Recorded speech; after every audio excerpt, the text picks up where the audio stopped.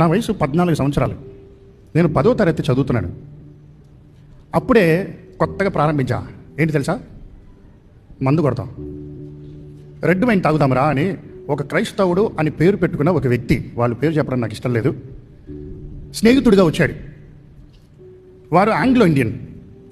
సావుకులు పెట్టవంటనో wine తాగవా నువ్వు అన్నాడు.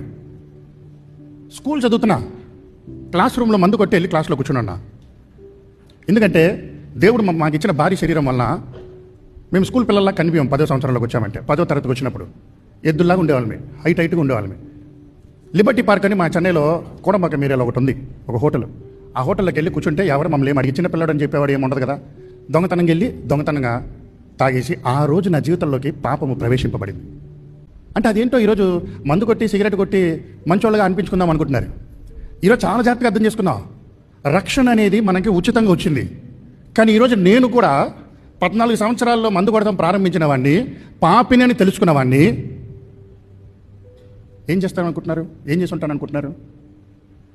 99వ సంవత్సరంలో మా చెన్నైలో ఉన్న చర్చిలో ఒక డిసెంబర్ నెల 31వ తారీఖుకి 7 రోజులు ఉపవాసం ఉండి, అయ్యో నేను పాపిని, నేను దౌర్భాగ్యుని, అయ్యో దేవుని దృష్టిలో పాపం చేశాను, అబద్ధాలు ఆడుతున్నాను, మోసం చేస్తున్నాను, మంచి చేయాలని ఆలోచిస్తా. అందరికి మంచి చేయాలి, నాకు చెడు వద్దు, అడ్డదారుల్లో వద్దు, న్యాయంగా ఒక షాట్లో పెద్దోడిని అయిపోవాలి, బాగా డబ్బు సంపాదించాలి, అందరికీ మంచి చేయాలి.